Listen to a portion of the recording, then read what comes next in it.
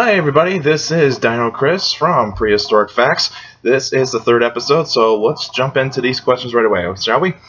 Alright, this is from Reedy from Embarrass, Wisconsin. What evidence is there regarding the ability of dinosaurs to make noises? Did they have vocal cords?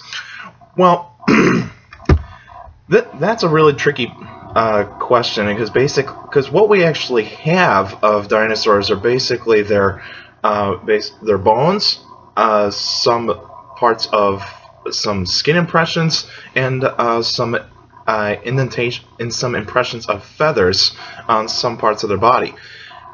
For their soft tissues, that's actually very, very difficult, because we don't really know what they sounded like, because what a lot of paleontologists do is basically they actually look at modern animals, and then they actually just like kind of get their noises and actually get their sounds and actually just kind of actually mix some sounds of some animals to actually make it sound like a dinosaur. Like in the movie Jurassic Park, they actually, with the Tyrannosaurus Rex, they actually used a hissing cockroach, they used an elephant, and also they used a crocodile.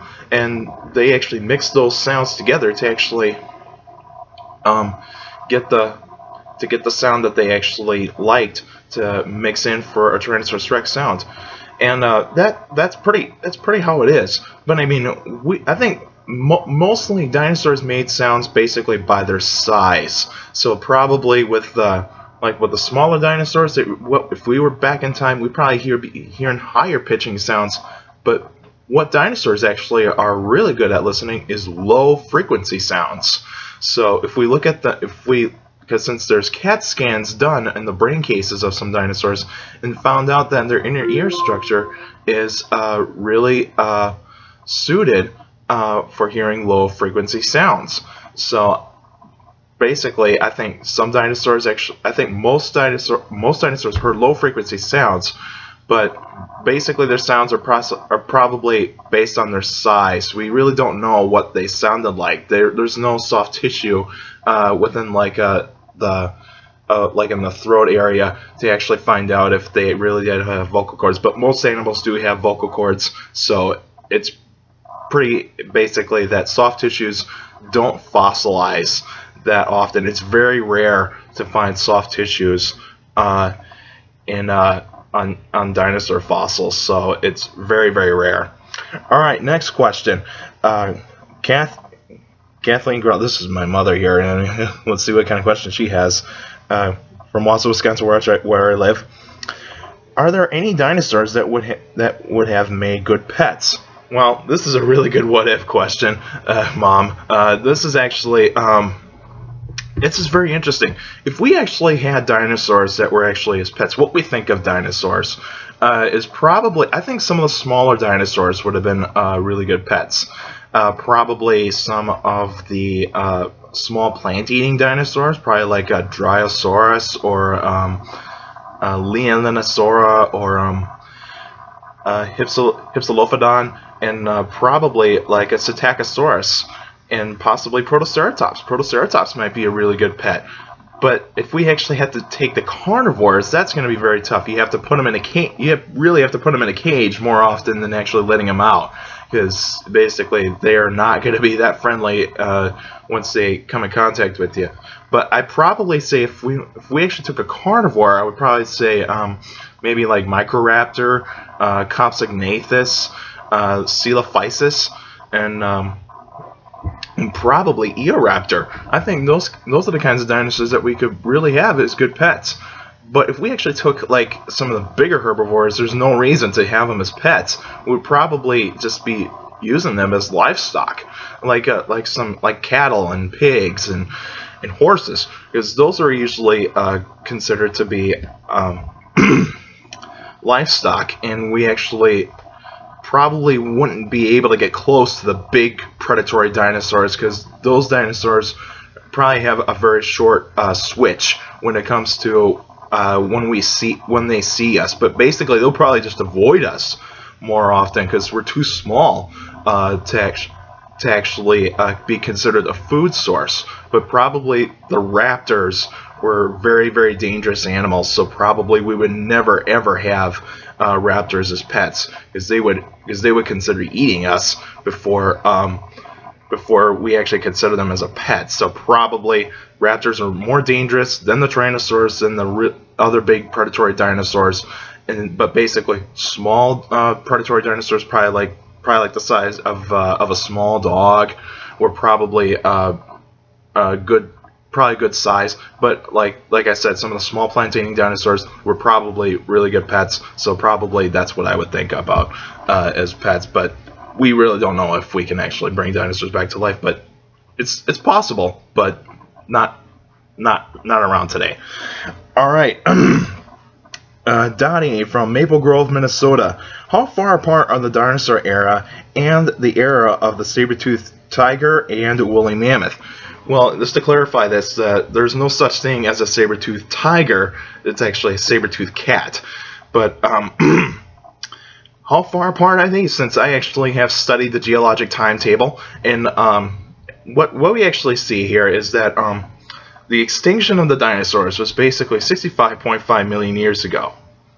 And the saber-toothed cat and the woolly mammoth probably appeared around 1 million years ago.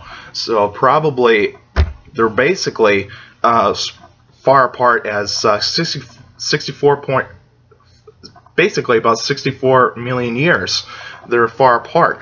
But you see, because if we actually look at some other good timetables, as I like to see this, is if we actually look at the Permian period, where the mass extinction has happened, where 90% of all of life on Earth had been wiped out, we actually see that basically the beginning of mammals was after the Cretaceous period, which was right after 65.5 million years ago, after a comet or an asteroid actually hit the Earth and actually caused the extinction of the dinosaurs. Probably we would actually say that the mammals are really closer to the Permian period than but you see, but the age of mammals is really close to the dinosaurs. So, but even though mammals have been around with dinosaurs, and they evolved at the same time as dinosaurs, so I would probably say that that we actually see a continuing period as for extinction, is that when certain life forms die out, there will be new animals replacing them in the ecosystem. So we'll probably it's really what is actually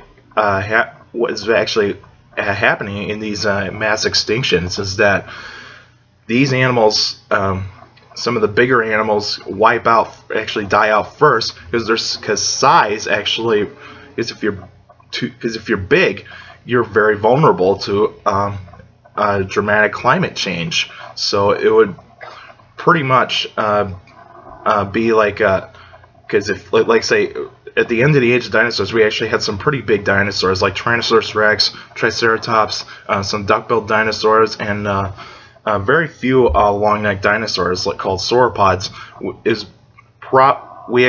Because those animals actually died out first, because their size is actually a factor when it comes to the extinction. But if you actually look at some of the smaller animals like mammals, amphibians, reptiles, and some birds and fish, and all those, and some invertebrates, those are the animals that are actually going to survive a lot more than the really big animals. So if there's going to be a mass extinction of some mammals, it will probably be elephants, it will probably be giraffes, rhinos, and probably as the humans actually get close to an extinction, our population would probably be cut in half, and probably the world's population would drop dramatically. So if it's a comet or an asteroid or otherwise some other thing that's actually going to happen, we'll probably see a dramatic mass extinction happening in the time of the dinosaurs. But as for your question, is that how far apart are they of the woolly mammoth and saber-toothed cat to the dinosaurs? About 64 million years ago. About 64 million years, I should say, not ago, but you get the idea.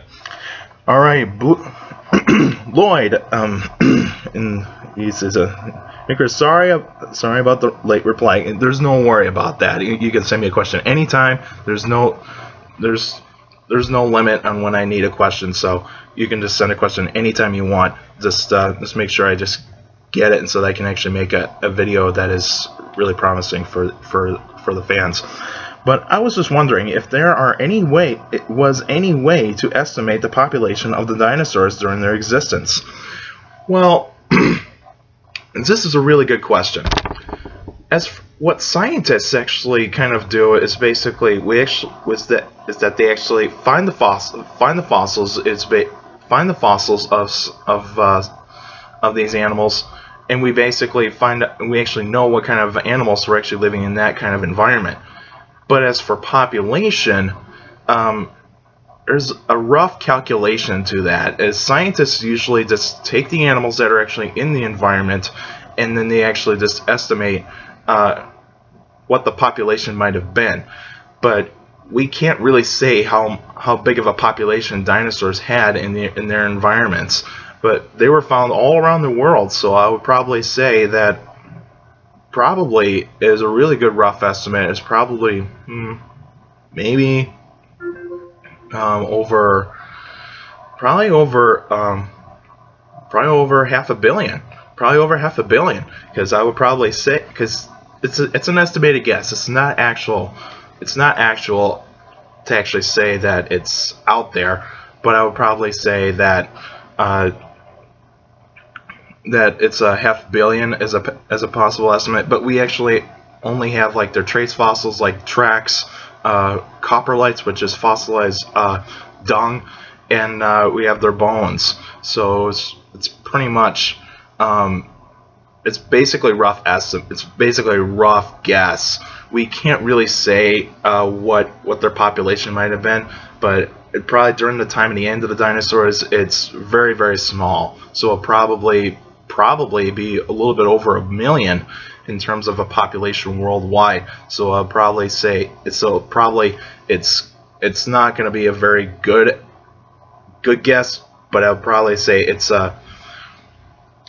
basically a rough calculation of what they actually have to go through to actually find out what the population of dinosaurs might have been. But it's really, really tough, because there's probably some dinosaurs that have not been discovered yet. So we actually just have to wait and see what actually happens. So there's a lot more dinosaurs out there to be discovered. So hopefully we can actually have the privilege to actually find out what the population of dinosaurs might have been. So hopefully we can actually have a good calculation to actually find out what the population might have been. All right, that's it for now. This is our third episode. This is my third episode. So guys, if you got a question, email me at dinocris71@gmail.com, and follow me on Twitter, and also check out my Facebook fan page. It's Prehistoric Facts with Dino Chris. So hopefully you guys like that. Like the page, and also follow me on Twitter, and also keep sending me questions anytime, and send me a question anytime, open 24/7. So just email me your question, and I'll answer it as honestly as I can on video. So hopefully that actually will help you guys out. All right, so and I just saw the movie Jurassic Park yesterday, so just make sure, hopefully anybody out there goes to see that. This is a revolutionary film about dinosaurs. Just check it out. It's an awesome movie, even in 3D. All right, just make sure to take care of the people around you, and also respect everyone around you, and and all you young kids out there, make sure to listen to your teachers, parents, and your guardians. Those are your best motivation for your education, and make sure that you have an education to actually have a really good job in the future. That's it for now, and I will see you guys in a little bit.